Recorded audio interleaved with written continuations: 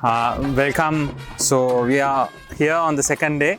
Now we are, as we promised, we are here to do our Jaffna special crab curry. I think chef, දැන් අපි ඔක්කොම ලෑස්ති කරලා තියෙන්නේ මම හිතන්නේ. දැන් කොහොමද අපි මේක පටන් ගන්නෙ? මිසාමිල මේක අපි ඉස්සරහම බැලුවා මේගොල්ලන්ගේ අපි මාළු මාකට් එකට ගිහිල්ලා අපි කකුලියක් හොඳ තෝරගෙන අපි මේගොල්ලන්ගේ අපේ පාරම්පරික විදිහට ඒගොල්ලන්ගේ මොනවද මිරිස් කුඩු එක්කලා පාවිච්චි කරන්නේ කහ කුඩු එක්කලා මොනවද පාවිච්චි කරන්නේ ඒවා ටික ඔක්කොම අපි ඉන්ග්‍රීඩියන්ට්ස් අපි ලෑස්ති කරගෙන තමයි මේ දැන් ඇවිල්ලා තියෙන්නේ. ඉතින් අපි ලෑස්තිලා තියෙනවා මේගොල්ලන්ගේ ට්‍රැඩිෂනල් විදිහට කරන ඒගොල්ලෝ තෙල් චුට්ටක් පෑන් එකට දාලා ඊට පස්සේ අපි විදිහේ දාන විදිහටම සූදුරු අබ ටික තමයි ඉස්සෙල්ලාම ඒගොල්ලෝ දාලා ඒක අර මේ ටෙම්පරාදුවක් වගේ කරන්නේ.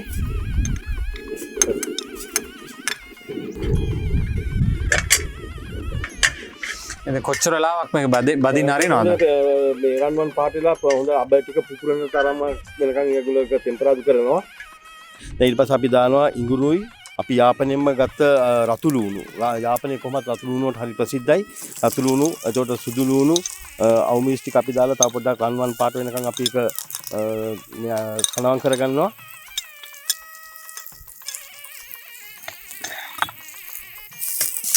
ඊට පස්සේ අපි කකුළු ටික සීසන් කරගන්න. ඒකට ලුණුයි, ගම්මිරිසුයි, සියඹලා දාලා තමයි මේගොල්ලෝ මේක මේ සීසන් කරන්නේ.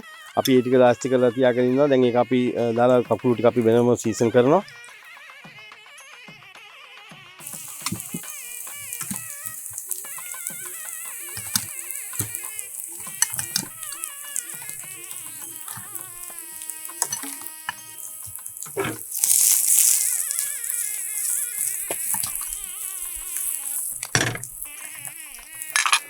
ඊට අපි මේ යාපනයේ විශේෂම දෙයක් තමයි මේ මිරිස් කුඩු එක.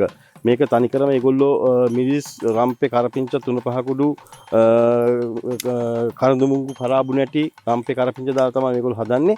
ඒකෙන් ඔයි අපි කහයි කහ කුඩුයි අපි දැන් මේකට දාලා පොඩ්ඩක් අපි ටෙම්පරාදු කරනවා තව පොඩ්ඩක්.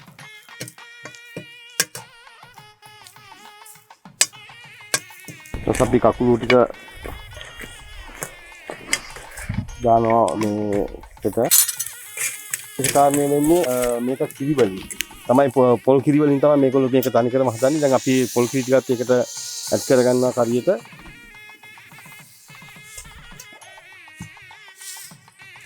දැන් රම්පේ කරපිංචා ටිකත් අපි දාගන්නවා මේකට.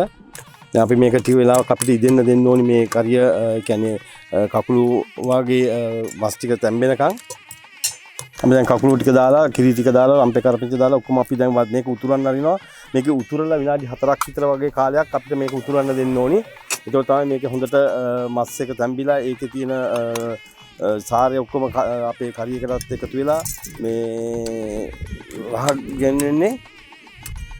ඔයගොල්ලන්ට පේනවා මේක උතුරගෙන එනවා රන්වන් පැහැගෙනලා තියෙන කකුළු වගේ කට්ට ඔක්කොම. ඒ කියන්නේ මේක තව විනාඩියක් වගේ යන කාලයක් යනකොට මේක හොඳටම තියෙනවා. ඊට පස්සේ තමයි මේගොල්ලන්ගේ විශේෂ දේ තමයි මිසමිනේ මේගොල්ලෝ මුරුංගා කොළ. මුරුංගා කොළ කියන්නේ යාපනයේ මුරුංගා වලට හරි ප්‍රසිද්ධයි. ඒ වගේම තමයි හොඳ ව්‍යංජනයක් විදියට හොඳ මැල්ලුමක් විදියට ඒගොල්ලෝ ගොඩාක් වෙලාවට මුරුංගා පාවිච්චි කරනවා. අපිටත් ඒ ආදර්ශයම ලැබිලා තියෙනවා ඒගොල්ලන්ගෙන්. අපි දැන් අන්තිමට මේ හොද්ද ඉදිරියලා උතුරලා ඔක්කොම වුණාට පස්සේ අපි ඒගොල්ලෝ උළුහාල් දානවා මුරුංගා කොළ දානවා. ඒ විදිහට තමයි අපි දැන් මේක මේ ඉවර කරන්න බලාගෙන ඉන්නේ. දැන් හොඳටම මේලා තිනවා. අපි උළුහාල් ටිකක් උළුහල් ගොඩක් දාන්නේ නැහැ. ගොල්ලෝගේ මතේ හැටියට පොඩ්ඩක් උළුහල් දානවා. උළුහල් වල අන්තිමට දාන්නේ ඒකේ අර රසකාරක හොඳට අල්ලන්නේ අවසානයේදී රස තිබුණ මද රසනේ වගේ. ඊට පස්සේ මුරුංගා කොළ ටික. ඒගොල්ලෝ දීපු එක කාරණයක් තමයි මේ මුරුංගා කොළ දාන්න ඕනේ අන්තිම මොහොතේ කියන එක. අපි දීප නිවලා ඔක්කොම ඊට පස්සේ අපි මුරුංගා කොළ ටික අපි උඩින් දාලා මේකේ ගුණාත්මක භාවය හොඳටම රැඳිලා සිටින්නේ එතකොටයි.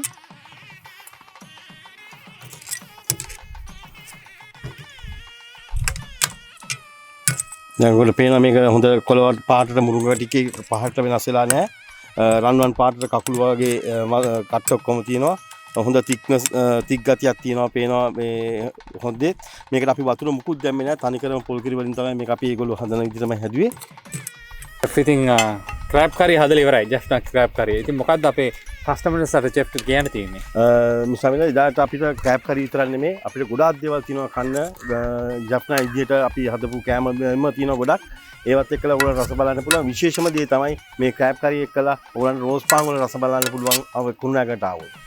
රයිට් ඔන්න අපි පොරොන්දු පරිදි අපේ ජෆ්නා ක්‍රෑබ් කරි අපි හැදුවා චාටි බීච් එකට ඇවිල්ලා ඔයගලන්ට පේනවා ලස්සන බීච් එකක්. So I invite every one of you to come to Epitome Hotel this January for Jaffna night. ඉතින් එන්න අපිත් සමග මේ ජෆ්නා ෆුඩ් බෙදා ගන්න කියලා අපි හැමෝටම ආරාධනා කරනවා. ඔබ සැමට මනක්